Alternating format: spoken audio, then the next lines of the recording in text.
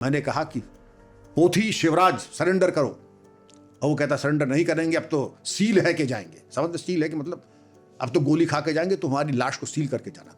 ठीक है, गोली चलेगी, दोनों तरफ से गोली चलती है। और हमने पहले कहा हम लोग ट्रेंड है, हम लोगों की परीक्षा होती है नाइट फायरिंग की, डे फायरिंग की, और हम आज भी we shoot straight, we shoot in between the eyes, दोनों आंख के बीच में।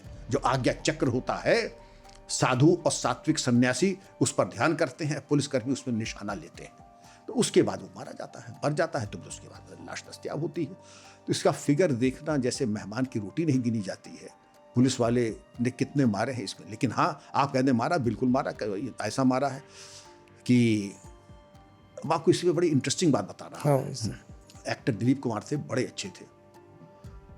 तो एक पिक्चर आई थी जिसमें वो डाकू बनते हैं, और उनकी जो एक्टिंग थी वो इतनी अच्छी एक्टिंग थी कि उनको जब गोली लगती है वो पीछे गिरते हैं। सामान पिक्चर में गोली लगती है तो आगे गिरते हैं। दिलीप कुमार जी न सिर्फ पीछे गिरे, बल्कि उनकी नाक से खून गिरता है, वो मुंह में जा रहा है, घायल डकैत, और कहते हैं हे राम।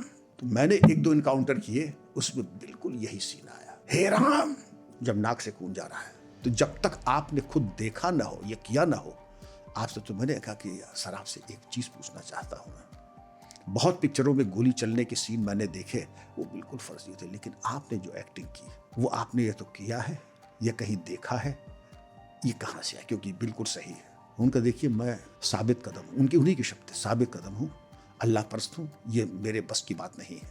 लेकिन आप ऐसे तजुर्बेकार कुछ अफसरान से मैंने बात की, और उनसे मैंने सीखा है, और कम से कम उस सीन के लिए मैंने 50 रिहर्सल की है। दिलीप कुमार ने बताया जी। और उन्होंने कहा कि जब एक दफ़ा मेरी समझ में नहीं आया, तो शायद पंजाबी में बोल रहे थे कि एक बारी फिर दसी, एक बारी फिर दसी। तो उनका मतलब एक बार फिर बताइए, एक बार फिर बताइए, 50 बार रिहर्सल करके तब वो सीन किया। पिक्चर कौन सी थी मुझे याद नहीं, लेकिन आप देखें, आपको मिल बड़ा प्रसिद्ध सीन है वो।